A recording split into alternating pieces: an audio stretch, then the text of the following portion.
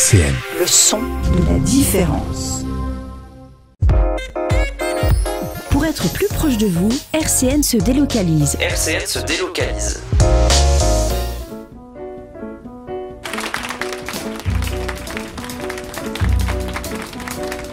Dialectique sur RCN, Lionel Cauchine. Bonjour tout le monde et bienvenue dans ce dialectique spécial Nuit du droit, et on est en direct du collège Paul Verlaine avec les élèves avec nous, et j'ai le plaisir d'accueillir deux d'entre eux ici à cette table, et puis tout au long de l'émission ils vont se relayer pour parler un peu du tribunal administratif de cette nuit du droit, et pour ce faire j'ai le plaisir d'avoir à côté de moi Lucas Petit, qui est assistant de justice au tribunal administratif. Bonjour. Bonjour. Il y a aussi Laetitia Cabecas, juge au tribunal administratif. Bonjour. Bonjour. Et enfin Clémence Pereira, juge au TA. Bonjour. Bonjour. Et donc je parlais d'élèves, deux qui sont en classe de 4e, Alia et Amaury. Comment ça va? Oui, ça va. Vous allez bien? Oui. Alors je vais commencer par vous directement. Hier vous avez vécu une expérience unique, une expérience spéciale. Qu'est-ce que vous avez vu hier matin? Est-ce que vous pouvez me raconter un peu? Amaury? On a vu une pièce de théâtre au tribunal à la cour administrative d'appel sur une élève appelée Apple Line. Et c'était quoi l'histoire de cette élève? Qu'est-ce qui lui est arrivé?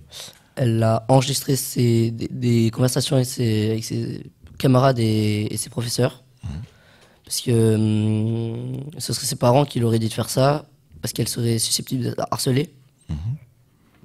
Et donc, qu'est-ce qui lui arrive au final? On peut spoiler un peu la fin de l'histoire. Alia, est-ce que tu te souviens un peu? Pas tellement. Non. Et toi, Amaury? Elle prend 8 jours d'exclusion. Du coup, on retrouve les deux parties à la cour administrative d'appel. Du coup. Donc, c'était une pièce qui était jouée par qui? Par les juges et puis... Le personnel du oui, tribunal. Voilà, le personnel du tribunal. Alors, je vais vous laisser un peu préciser.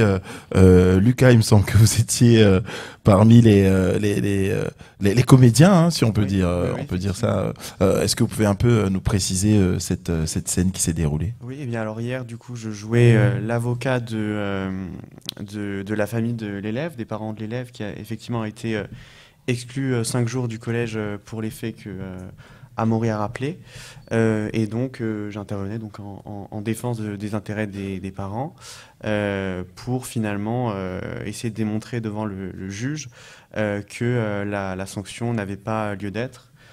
D'une part en essayant de démontrer qu'il y avait bien eu harcèlement scolaire et que donc il y avait, on va dire, un motif légitime à l'enregistrement. Et puis d'autre part, j'essaie de démontrer que la sanction était disproportionnée par rapport aux faits qui étaient reprochés à l'élève, si on considérait qu'effectivement il n'y avait pas harcèlement et qu'il n'y avait pas de motif légitime finalement à l'écoute. J'ai envie de savoir un peu comment a été du coup choisie cette problématique. C'est vrai que je pense que c'est pas anodin, le téléphone portable, le harcèlement. On parle à un public adolescent, un public de collège. Est-ce que c'était une volonté de la part du TA de mettre ces thèmes-là en exergue?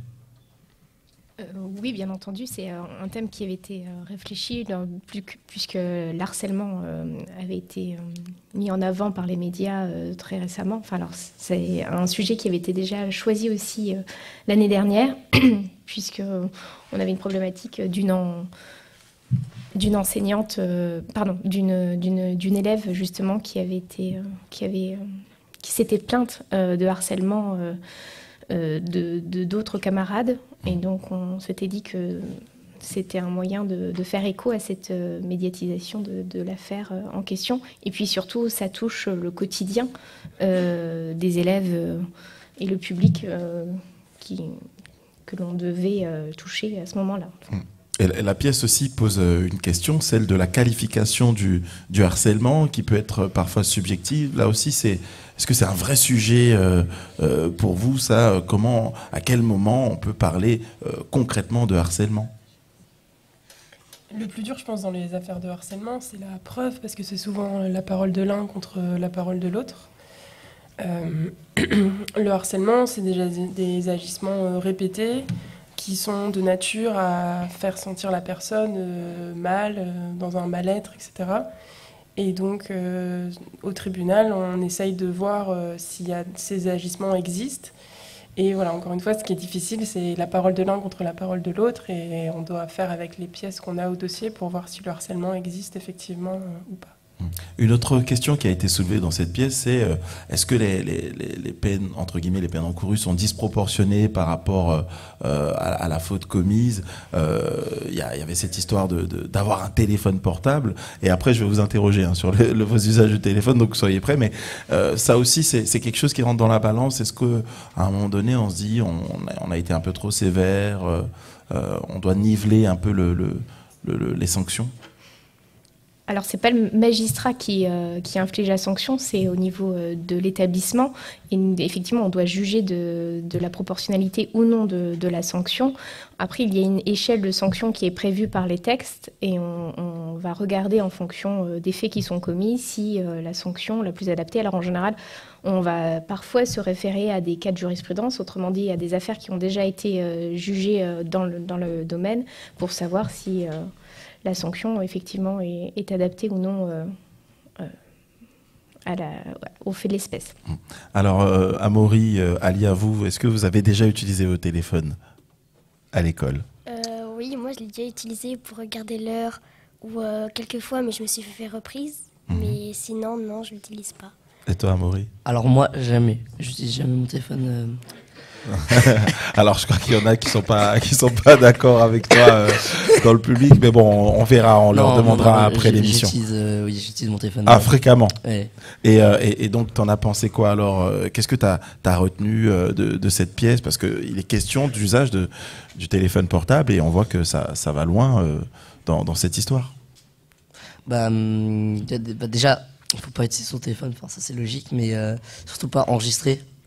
En tout cas, sans l'accord des gens, sans le consentement personne qu'on enregistre. Ça, c'est cette notion de consentement aussi, c'est quelque chose. Est-ce que vous en parlez, vous, avec vos amis, enregistrer, filmer, prendre en photo quelqu'un sans son consentement? Est-ce que c'est un sujet que vous avez, vous, entre collégiens? Pas forcément. Ouais, vous n'en parlez pas tellement? Non. Est-ce qu'il vous arrive d'être pris en photo sans que vous le souhaitiez, même si c'est pour rire? Non. Non, pas tellement. Et alors, vous êtes allé pour la première fois au tribunal. C'était comment? Comment vous imaginiez le tribunal avant d'y mettre les pieds? Et puis, au final, par rapport à la réalité, est-ce qu'il y a une cohérence quand vous pensez aux préjugés ou aux idées que vous aviez du tribunal? Personnellement, j'étais déjà allé au tribunal, donc j'avais déjà un peu vu comment c'était comparé à ce qu'on peut voir par exemple dans des séries ou dans des émissions, même dans des films. Oui, dans des films. Ou même par exemple, ça se passe pas pareil que dans l'émission, par exemple, Faites entrer l'accusé, par exemple, ça c'est pas pareil. Qu'est-ce qu'il y a de différent? C'est moins. Je trouve que c'est un peu moins actif. C'est-à-dire? Souvent, dans les séries, dans les films, il y a. Je sais pas comment expliquer ça. Il y a peut-être. Il y a un peu plus de rebondissement, peut-être, voilà. dans. Il y a toujours cette personne qui vient de dire objection à la fin. Ça, c'est ce que tu as retenu? Objection. Oui. Et alors, on va voir si tu as bien retenu. Est-ce qu'au tribunal administratif. On fait des objections? Ça, je sais pas. Est-ce que tu en as vu dans la pièce? Non. Et toi, Alia, c'était la première fois que tu allais au tribunal? Non, j'avais déjà été dans des tribunaux pour enfants, mais jamais dans des tribunaux administratifs. Et ça change pas tellement. C'est un tribunal comme les autres, un peu. Ouais. Quel a été ton ressenti alors une fois que tu étais sur place? Je sais pas. Je sais pas trop. Est-ce que c'est un univers qui vous fait rêver? J'imagine que vous en avez parlé avec vos amis avant d'y mettre les pieds. Bon, vous êtes des habitués, mais les autres, peut-être qu'ils vous ont posé des questions avant d'y aller, ou au final, vous êtes allé au feeling et vous avez dit on verra sur place? Pas trop poser de questions. Enfin, en fait, je sais pas. On m'avait déjà posé comme question qu'est-ce que ça pourrait être. Et j'ai dit que nous, on a vu, on serait assis. Et puis après, il allait y avoir peut-être une scène ou des choses comme ça qui allaient se passer. Et après la scène, il y a eu un petit quiz, il me semble. Oui. C'était pas mal ça aussi, vous avez apprécié. Et vous avez retenu pas mal de choses. Alors moi, j'ai été en contact avec votre prof. Apparemment, vous avez révisé quelques notions. Hein. Attention, il vous surveille. Hein. Vous n'avez pas intérêt à dire non. Vous avez révisé quelques notions par rapport au tribunal administratif. Amaury qui est en train de faire non de la tête. Si, oui. Qu'est-ce que vous avez retenu la petite révision là. L'agencement des places dans le tribunal administratif. Comment comment ça se passe, et puis on nous a aussi mis le contexte de la pièce. Et toi, Alia, qu'est-ce que tu avais appris en cours Où les personnes y sont situées et à quoi ça sert un tribunal administratif et les autres tribunaux qui peuvent exister et comment ça se déroulait. Alors, je vous laisse préparer quelques questions. Vous avez la chance d'avoir des personnes qui y travaillent. Donc, réfléchissez à quelques questions. Ce que vous aimeriez leur demander par rapport à leur travail au quotidien. Et pendant ce temps, je me tourne vers vous. Quel est l'intérêt pour le tribunal administratif de participer à ce genre d'événement, d'avoir ces échanges avec des collégiens sur votre travail et votre quotidien ? Le tribunal administratif, c'est un tribunal qui n'est pas très connu. Souvent, quand on parle de juge de tribunal, on imagine des peines de prison, un divorce, etc. Et donc là, le fait de leur faire découvrir que le tribunal administratif, au final, ça peut arriver dans le quotidien de tout le monde pour un permis de construire, des impôts, etc., ça leur donne un peu une vision concrète de ce qu'on fait. Et au-delà de ce qu'on fait, c'est la manière dont on le fait. Tout à l'heure, on a eu des questions. Est-ce que vous portez une perruque? Est-ce que vous avez un marteau? Et on a pu leur dire que non, ça c'était que dans les séries américaines, par exemple. Lucas, comment s'est passé? Est-ce qu'il y a eu déjà un échange avec les élèves autour de la nuit du droit? Est-ce que vous avez eu l'occasion de pouvoir un peu être confronté à eux, à leurs questions, à leurs réflexions? C'est vrai que là, du coup, on sort d'un moment d'échange avec eux dans les classes. Donc, effectivement, ils ont eu l'occasion de nous poser des questions. Et on a pu voir qu'ils avaient déjà beaucoup de questions à nous poser, qui étaient intéressantes. Et on a pu voir aussi qu'il y avait de leur part une bonne réflexion. Je pense ils se posent des questions pertinentes. Et puis, ils ont déjà des petites connaissances sur le métier du juge, et c'est plutôt positif. Enfin, je sais que moi, quand j'étais au collège, jamais on m'a parlé de tribunal administratif, ni même d'ailleurs de tribunal judiciaire. Je pense pas avoir déjà abordé la question. Donc je pense que c'est très bien que dès le collège, on se saisisse de ces questions-là et que les élèves puissent être sensibilisés. Donc je pense que c'est très positif. Alors Alia, Amaury, est-ce que vous avez des questions Pas tellement, vu que la plupart on les a déjà posées juste dans l'heure d'avant. Alors pour ceux pour nos auditeurs par exemple, qui n'ont pas pu participer à ces échanges, il y a eu quoi comme type de questions? À peu près combien de temps pour pouvoir faire ce métier, à peu près combien de temps d'études, par exemple? Combien de temps d'études à peu près, Clémence? Pour ma part, 5 ans, 5 années de droit. 5 années de droit. Et une deuxième question qui a été posée, Amaury? C'était aussi beaucoup centré sur quel était le plus long procès que vous avez jugé, ou le moins long, le plus dur, le moins dur. Alors on commence par laquelle, le plus long? Peut-être le plus long, ça prend combien de temps quand c'est très long? Parfois, on peut passer au plus long, jusqu'à 3 semaines ou 1 mois sur le même dossier, quand c'est vraiment des... Tout à l'heure, je leur donnais l'exemple du centre des congrès à Nancy, qui a été construit il n'y a pas longtemps, et les entreprises de travaux avaient fait quelques malfaçons. Et donc, la métropole de Nancy voulait des sous pour refaire les travaux correctement. Ça, par exemple, c'est un dossier sur lequel j'ai passé 1 mois, parce que c'est des dossiers compliqués. C'est des dossiers techniques, il faut regarder le rapport de l'expert sur le dossier, etc. Il y a beaucoup de demandes. Et puis des fois, on passe une demi-journée sur un dossier qui est très simple. Il y a des dossiers qu'on doit juger très vite. On leur a expliqué, mais ils savaient déjà un petit peu, ils avaient vu avec leur professeur ce qu'étaient les référés, ces procédures d'urgence. Et puis parfois, il y a des dossiers qu'on juge qu'au bout de 2 ans, par exemple. Il y a une très large palette C'est très très large. Bon, alors, on va s'octroyer une petite pause musicale si vous voulez bien. Et on va écouter un morceau de Chris Brown, c'est Don't Judge Me. Jusqu'à 14h, Dialectique sur RCN. Et on est toujours en direct sur RCN 90.7 au lycée, au collège, je vous ai vu déjà trop grand, au collège Paul Verlaine. Et on est toujours avec Lucas Petit, Laetitia Cavecas, Clémence Pereira et deux élèves qui m'ont rejoint.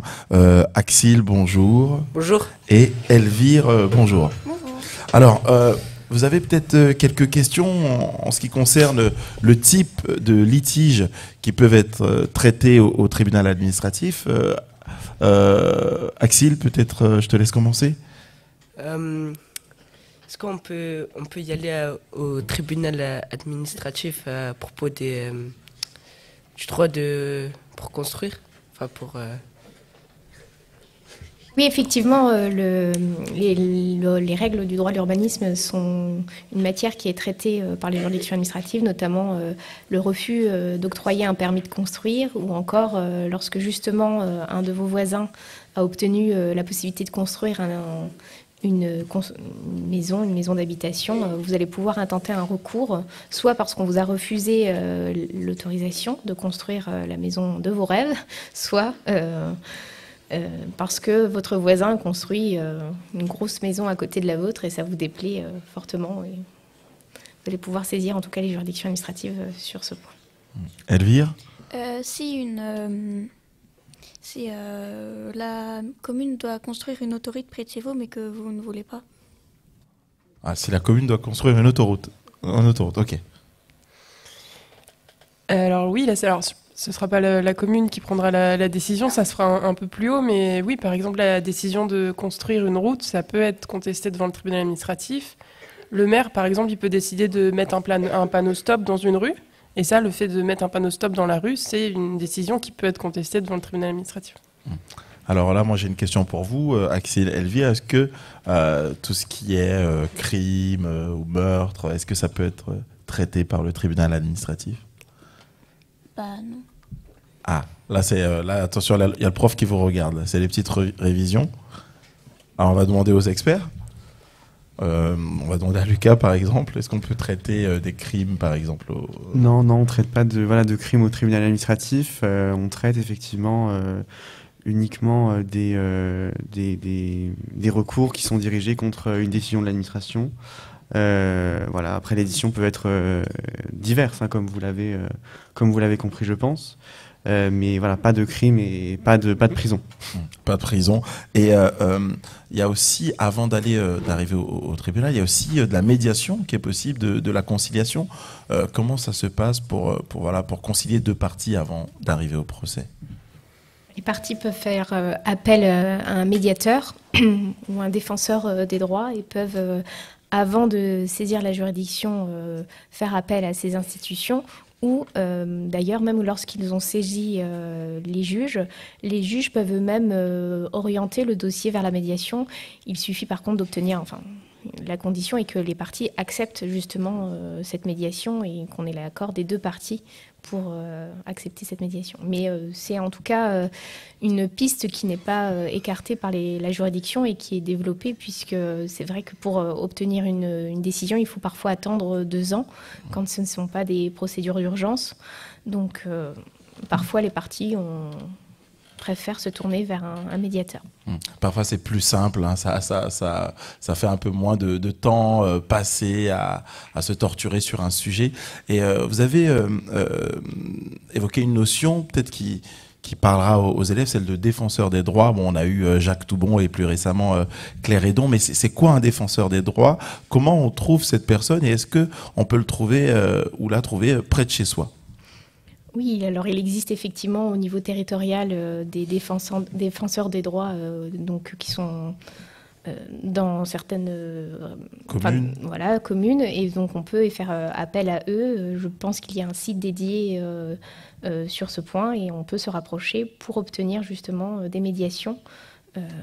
Et donc le médiateur va convoquer les parties et essayer de trouver un accord amiable qui puisse satisfaire en tout cas les deux parties, en sachant que ça nécessite nécessairement des concessions en général de part et d'autre quand on veut obtenir un accord entre deux parties. Et qui peut saisir le défenseur des droits? Donc on a vu sur leur site, est-ce que c'est payant? Comment ça se passe si voilà, j'ai un litige et j'ai envie de saisir le défenseur des droits? C'est gratuit, c'est tout à fait gratuit, heureusement, et tout le monde peut le faire. Donc il suffit, voilà, si vous avez, là on s'adresse autant aux auditeurs, aux auditrices qu'aux élèves qui nous écoutent. Si plus tard vous avez un litige, voilà, sachez qu'il y a le défenseur des droits, c'est gratuit et vous pouvez consulter cette personne. En ce qui concerne les coulisses, les préparations, la préparation de cette nuit des droits, c'est un autre rôle pour vous. Je pense à Lucas qui a joué. C'est différent hein, que d'être dans son rôle habituel au tribunal. Est-ce que comment ça se passe? Comment on prépare cet événement et comment on incarne un personnage, sachant que c'est ce qu'on fait au final dans la vraie vie? C'est vrai que c'est tout à fait différent par rapport à ce qu'on fait au quotidien. Enfin, sauf voilà quand quand des magistrats jouent leur rôle de magistrat. Bon, après il y a effectivement c'est un jeu, donc ça diffère évidemment de la réalité. Mais oui, enfin voilà, moi je suis pas avocat et j'ai joué donc l'avocat. Après la préparation, elle se fait voilà, on prépare notre texte et on sait voilà à peu près ce qu'on a à dire une fois qu'on joue cette audience fictive. Donc la préparation, elle se faisait en tout cas pour nous sur la base des conclusions de la rapporteure publique, voilà, qui est un magistrat qui présente son avis sur l'affaire à côté de la formation de jugement qui elle tranchera le litige. Et donc c'était sur la base de ces conclusions que chacun des acteurs a pu préparer son rôle, puisque finalement les conclusions ont l'avantage voilà, de résumer l'affaire, de cibler le litige, de présenter les moyens qui étaient soulevés par les parties, de présenter une solution. Donc après, charge à moi, donc qui ai joué le rôle de l'avocat des requérants, de dire donc devant la formation de jugement que je suis pas d'accord avec les conclusions de la rapporteure publique, parce que dans ce cas précis, elle proposait justement de rejeter la requête et donc valider la sanction d'exclusion de 5 jours qui avait été prise contre l'élève. Donc voilà. Ouais, et je sais pas si vous aviez joué aussi. Non, pour le coup, on avait seulement Lucas dans la scène. Vous avez pensé quoi de la pièce que vous avez vue hier? C'était intéressant. On a appris beaucoup de choses. On a appris quelques droits, ce qu'on pouvait faire et ce qu'on pouvait pas faire. Et toi, qu'est-ce que tu as retenu, Axil? Dans ce que tu as le droit de faire. J'ai oublié. Hier c'était loin. Hein. Il y a un morceau qui s'appelait Demain c'est loin. Là, on va faire un remix. Hier c'est loin. Et t'as un peu oublié ce que. Mais en tout cas, ça t'a plu, oui, globalement. Et toi, Elvire, est-ce que tu connaissais le tribunal administratif avant d'y aller? De nom, mais je voyais pas trop qu'est-ce que ça fait. Qu'est-ce que tu connaissais un peu? Est-ce que tu avais des notions par rapport à la justice, même de façon globale? Est-ce que tu connaissais des choses? Pas vraiment. Pas vraiment. Donc pour toi, c'était vraiment une découverte? Oui.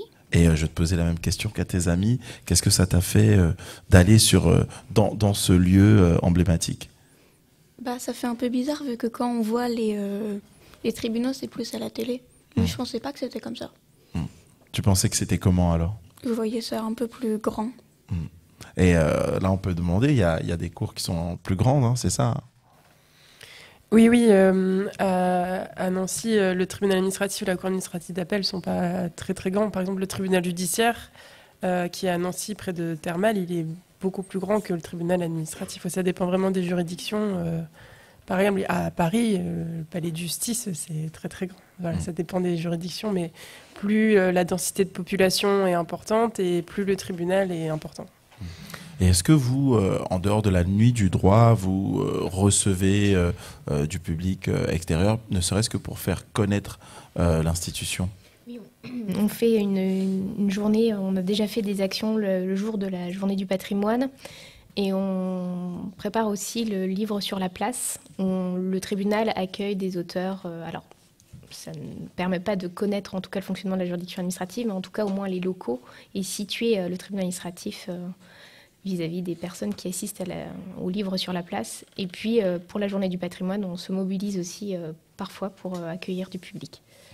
Et comment les gens réagissent? Parce que, encore une fois, c'est vrai que le tribunal administratif est un peu moins connu. Est-ce qu'il y a des réflexions qui reviennent ou des questionnements?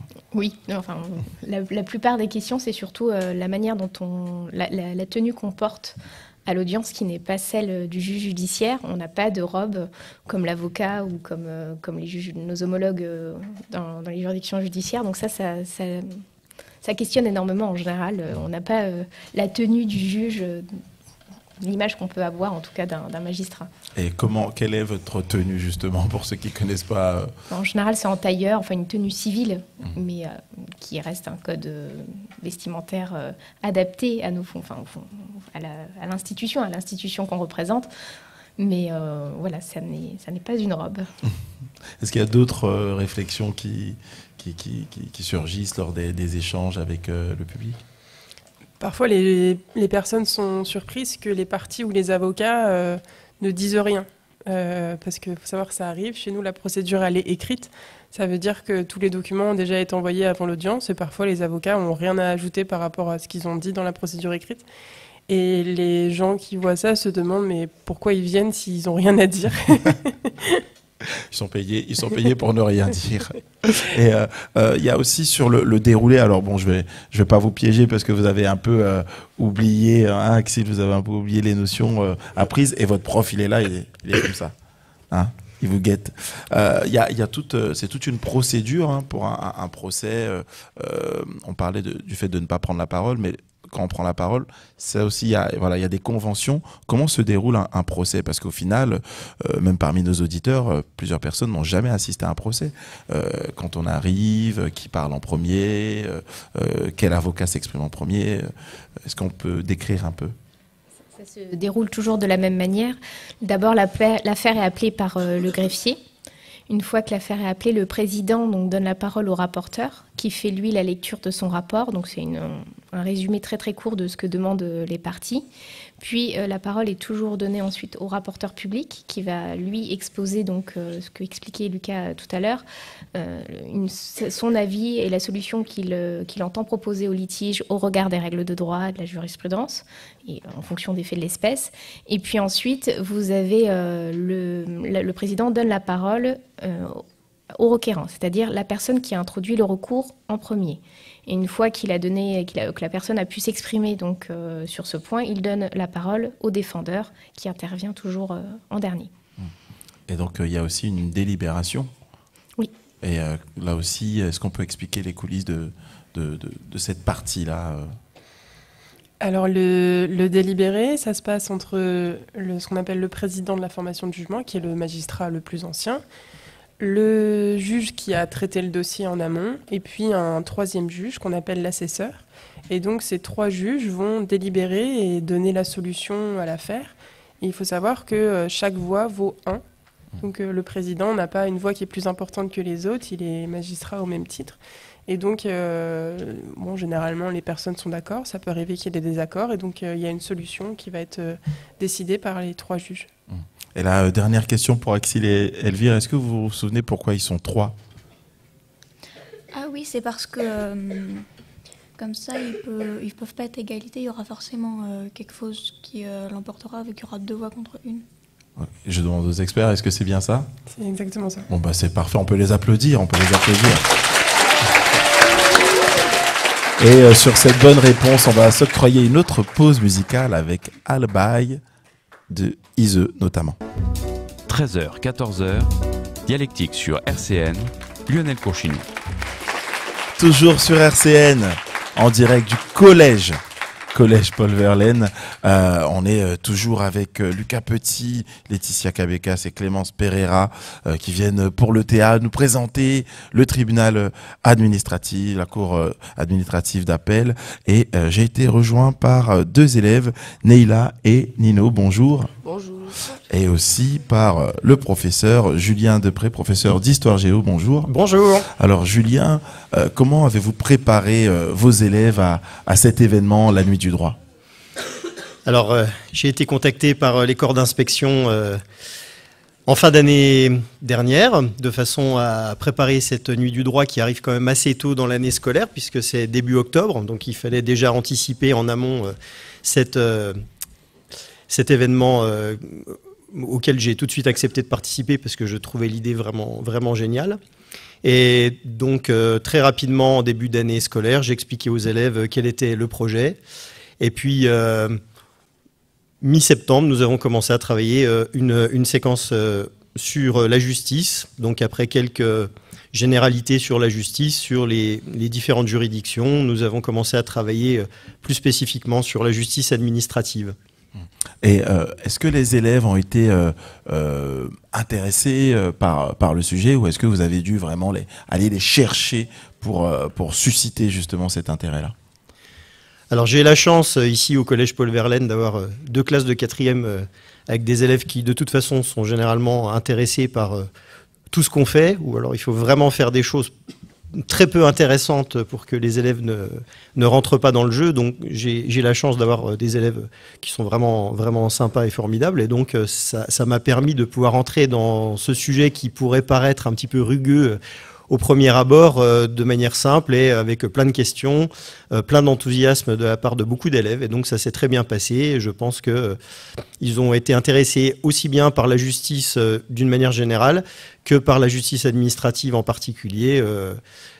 Ça les a tout autant intéressés que les procès en assises, par exemple. Et cet intérêt-là, je vois qu'il est aussi présent chez d'autres personnels scolaires. Je reconnais certains profs qui ont accompagné les élèves hier. Il me semble la principale adjointe, c'est ça, hein, si je ne m'abuse, qui a posé des questions. Il y a eu du débat. Alors hier, c'était animé. Hein, les élèves avaient des choses à dire, et puis il y a eu ces échanges-là. Là aussi, c'est un accompagnement qui a été bénéfique pour vous. Oui, je pense que ce qui s'est passé aujourd'hui, c'est-à-dire faire venir des magistrats et des professionnels du droit au collège, c'est une très bonne chose, mais le fait d'emmener les élèves directement sur les lieux de la République, finalement, qu'ils connaissent pour certains, comme certains élèves ont pu le dire tout à l'heure, ils ont déjà fréquenté ces lieux à titre personnel, mais pour la plupart de nos élèves, ce n'est pas le cas, et je pense que c'est une excellente chose de pouvoir les emmener directement sur ces lieux de pouvoir aussi de la République. Qui sont des lieux d'une grande solennité et qui permettent vraiment aux élèves de se rendre compte de choses auxquelles ils n'étaient pas habitués et qu'ils peuvent voir par le prisme des séries télé ou des films ou des émissions, comme le disaient certains élèves aussi tout à l'heure. Et je suis vraiment content qu'on ait pu les emmener et que le tribunal administratif d'appel nous ait ouvert ses portes. Est-ce que vous avez eu des retours? Je sais que c'est tout frais, hein, mais peut-être que sur le trajet ou même ce matin, des élèves sont venus vous voir pour vous en parler? J'ai eu très peu de retours pour l'instant, car comme vous l'avez dit, c'est encore très frais, puisque la sortie a eu lieu hier matin. Mais naturellement, dans les séances qui vont suivre, nous allons revenir largement sur ce qui s'est passé, et ce sera l'occasion de faire un débriefing assez complet sur ce qu'ils ont pu voir et ce qu'ils ont pu en comprendre, surtout. J'ai pu interviewer quelques élèves hier à la sortie de la séance. On diffusera le son dans quelques minutes. Avant, je me tourne vers vous. Parce que dans les réflexions, il y a des élèves à qui j'ai demandé est-ce que cela suscitait des vocations. Vous l'avez dit tout à l'heure, on peut faire 5 ans d'études pour y arriver. Est-ce que chez vous, quand vous replongez de façon rétrospective, il y avait déjà cette connaissance du tribunal administratif, ou est-ce qu'il est venu au fur et à mesure de vos études, et est-ce que vous vous projetiez déjà à ces postes-là? On va faire un tour, on va commencer par Lucas. Alors moi personnellement non, j'avais jamais entendu parler du tribunal administratif au collège, ni même au lycée je crois, enfin en tout cas dans les souvenirs que j'en ai non. Après je voulais faire du droit effectivement parce que initialement je voulais être notaire, donc rien à voir, mais c'est quand j'ai commencé mes études de droit effectivement que j'ai découvert cet aspect du droit que je ne connaissais pas avant, et que je m'y suis intéressé, et donc je me suis spécialisé en droit public. Donc voilà. C'est venu au fur et à mesure du parcours. Voilà, c'est vraiment venu en fait pendant les études de droit. Avant, j'avais pas vraiment de connaissances de droit public. Ouais. Laetitia? Oui, c'est exactement la même chose. J'ai appris que le tribunal administratif existait. J'étais déjà en fac de droit. J'en avais jamais entendu parler avant. À la télé, c'est vrai qu'on voit jamais les tribunaux administratifs, on voit tout le temps les tribunaux judiciaires. Et comme je disais aux élèves tout à l'heure, moi j'ai fait mon stage de 3e au tribunal judiciaire et c'est là que j'ai appris un peu le monde de la justice et c'est comme ça que j'ai su que je voulais faire du droit. Mais j'avais aucune idée de ce qu'était un tribunal administratif à leur âge. Et enfin, Clémence? C'est la même chose pour moi également, je n'avais jamais entendu parler. C'est seulement lors de mes études de droit que j'ai pu découvrir la juridiction et j'ai été partie non pas pour faire juge administratif, mais en principe commissaire de police. Donc j'ai totalement changé d'orientation au cours de mes années de droit. Et Nino, Neila, vous avez quelques questions. Alors c'est vrai que vous avez eu un échange en off, on va dire, avant cette émission, et on va essayer d'en faire profiter nos auditrices et nos auditeurs. Vous allez prendre peut-être 2-3 questions que vous avez posées tout à l'heure. On t'écoute, Neila. Y a-t-il plus de femmes ou d'hommes qui travaillent dans la justice administrative ? Aujourd'hui, il y a plus de femmes que d'hommes qui travaillent dans la juridiction administrative. Ce qui est pourtant vrai par contre, c'est que au niveau des chefs de juridiction, c'est pour l'instant encore des hommes qui sont à la tête des juridictions. Et au fur et à mesure des années, vu que là, la position s'inverse, certainement que ça s'inversera également au niveau des chefs de juridiction, puisque au niveau en tout cas des magistrats, conseillers et premiers conseillers, c'est plus de femmes à l'heure actuelle que d'hommes. Une autre question, Nino? Est-ce qu'il faut un bon mental et ne pas être sensible pour exercer ce métier? Alors ça, c'est une bonne question. Au tribunal administratif, la plupart des dossiers qu'on a, c'est surtout des histoires d'indemnisation, donc il n'y a pas le volet humain qu'on peut retrouver dans les tribunaux judiciaires. Mais il y a quand même effectivement dans certains dossiers des choses un peu sensibles. Par exemple, un dossier de harcèlement scolaire, ça peut vite être un dossier un peu sensible. Ça dépend, mais voilà, la plupart du temps, c'est quand même surtout une question d'indemnisation et pas toujours une question humaine qui est dans le dossier. Alors hier, on a posé quelques questions aux élèves en sortant de la séance. On a aussi interviewé quelques personnes du tribunal administratif. On va écouter ça tout de suite. Je suis Pascale Roussel, je suis la présidente de la Cour administrative d'appel qui aujourd'hui, dans le cadre de la Nuit du droit, accueille des groupes de lycéens et de collégiens de Nancy afin de leur présenter un petit peu la justice en France. Et on va donc leur faire un petit procès fictif après présentation d'un petit film. Procès fictif au cours duquel ils vont voir des situations auxquelles ils peuvent être confrontés. Par exemple, un lycéen qui est exclu de son lycée ou un lycéen qui fait l'objet d'un harcèlement. Et à l'issue de ce procès fictif, ils auront la possibilité d'échanger avec les acteurs, entre guillemets, qui sont en réalité des magistrats et des agents de la Cour et du tribunal. Pour la Cour, c'est important parce que ça permet d'avoir une meilleure visibilité de notre institution. Et puis, surtout, ça nous permet de toucher un public qu'on ne touche pas nécessairement. Peut-être de remettre un certain nombre d'idées en place et de choses au clair par rapport à ce qu'on peut entendre ou voir. Et en tout cas, c'est la 2e année que nous faisons cette expérience. Et l'année dernière, nous avions eu des échanges très intéressants avec les jeunes.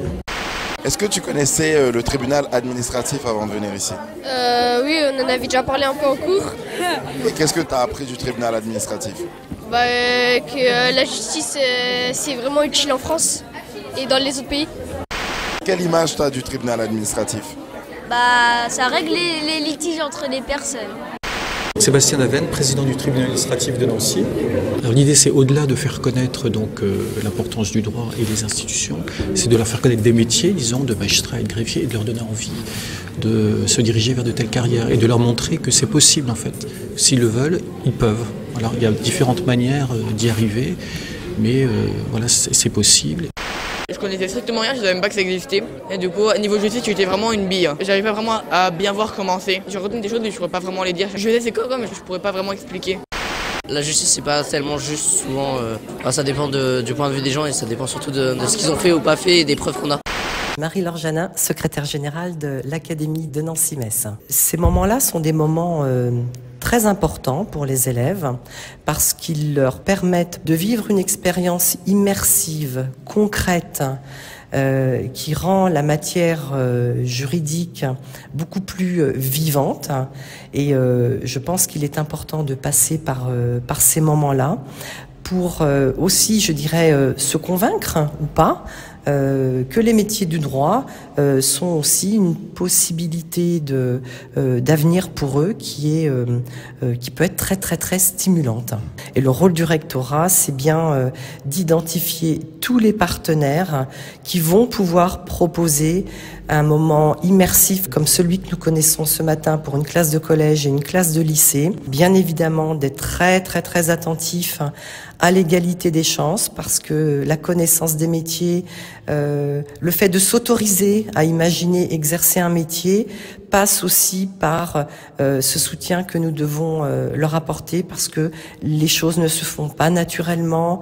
On peut être un peu victime d'un environnement qui ne connaît pas certains métiers, et l'école, oui, bien sûr, se doit de permettre cette connaissance à tous, et donc le rôle du rectorat est primordial, parce que tout seul, il ne peut pas, et il faut des partenaires qui parlent de leur métier et qui permettent aux élèves de vivre des choses. Des partenaires donc qui parlent de leur métier. On a la chance de les avoir avec nous aujourd'hui. On a la chance aussi d'avoir l'équipe, le personnel scolaire du collège Paul Verlaine qui accompagne ses élèves. Alors, les élèves, justement, est-ce que vous avez quelques questions avant de terminer cette émission? Donc voilà, on va passer le micro dans le public pour recueillir vos avis et vos questions. Tu nous donnes ton prénom et ta question. Alors on va allumer le micro pour que tout le monde puisse t'entendre. C'est le direct, hein. C'est le live. On t'écoute. Léandre, pouvez-vous prendre des vacances? Alors, bonne question. Oui, on peut prendre des vacances. Alors, pas autant que vous, mais on peut quand même prendre quelques jours à chaque vacances scolaires, oui. Alors, une autre question dans le public. Alors, une autre question devant, peut-être, ici. Bien dans le micro pour qu'on t'entende. Jérémy, vous êtes-vous déjà trompé sur la décision d'un procès? Alors, il y a des questions pièges. Hein. Non, jamais. Non, je plaisante. Bien sûr que ça arrive de se tromper. La loi, contrairement à ce qu'on pourrait penser, n'est pas toujours claire. Donc, on propose des interprétations. Et puis, parfois, la cour d'appel, elle n'est pas d'accord. Donc, elle va annuler notre jugement et puis elle va donner une autre solution à l'affaire. Alors, vas-y, redis-nous ton prénom. Maëlie, à partir de quel âge pouvez-vous partir en retraite? Une question politique. Je crois qu'on n'est encore pas très sûr. Je suis pas sûre de pouvoir répondre à cette question, compte tenu des changements. Mais j'espère vers la soixantaine, 65 passés, peut-être 67, j'en sais rien. On verra bien. J'espère que je serai encore en état pour pouvoir juger avec toutes mes fonctions. Très bien. Alors, deux dernières questions. Nathan, quel est le type d'affaires le plus difficile à gérer? Quel est le type d'affaires le plus difficile à gérer? Merci. Je dirais que ça dépend. Parfois, ce qui est dur à juger, c'est quand il y a des expertises particulières. Par exemple, en matière de contrat, si on doit dire pourquoi les travaux d'un bâtiment ont été mal faits, on se retrouve avec un rapport d'expertise, un monsieur qui est architecte, et donc on doit essayer de comprendre des spécifications techniques sur pourquoi il y a des fuites d'eau dans un bâtiment. Et là, on sort totalement du droit et on essaie de comprendre des choses dont on n'a pas l'habitude. Ça demande... oui, en fait, finalement, vous apprenez plein de choses en travaillant vos sujets. Alors j'avais dit encore une ou deux. On va poursuivre puisqu'il y a un petit engouement là au fond de la salle. On t'écoute. Alia, est-ce que vous devez remplir beaucoup de papiers? Non, on n'a pas beaucoup de papiers à remplir. En revanche, on a notre jugement à rédiger. On a le dossier à examiner avant d'ailleurs de rédiger le jugement. Donc c'est plutôt ça qui va nous prendre du temps. C'est l'examen du dossier, mais on n'a pas de papier en soi à remplir. Emma, de quelle matière faut-il être bon pour exercer votre métier? Je dirais qu'il faut être bon en procédure, c'est-à-dire qu'il faut bien connaître la procédure devant le tribunal. Et après, ça dépend des matières que l'on fait en fonction de là où on est affecté. Parfois, on va faire de la fonction publique, parfois on va faire de l'urbanisme. En fait, au cours de notre carrière, on va se spécialiser et faire plein de matières différentes d'une année à l'autre.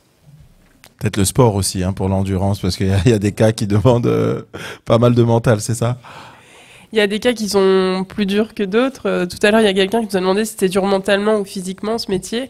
Alors physiquement pas trop parce qu'on est devant un ordinateur toute la journée, mais mentalement oui, des fois il y a des situations qui sont un peu humainement difficiles. Mais nous on est là pour appliquer la loi et pas pour faire ce que les partis voudraient qu'on fasse, et c'est ça qui est parfois difficile. Allez, une dernière question au fond de la salle. Tristan, est-ce que des gens ont déjà tenté de faire des arrangements financiers pour s'en tirer? Non. Non. Enfin, en tout cas, dans ma carrière, j'ai jamais été confrontée à ce genre de situation. Pas de corruption de façon directe. Très bien. Eh bien, je vous remercie. On peut les applaudir. Merci beaucoup. Alors, on arrive déjà, je sais, au terme de cette émission. Merci beaucoup à notre professeur Julien Depré, professeur d'histoire géo, qu'on applaudit, s'il vous plaît.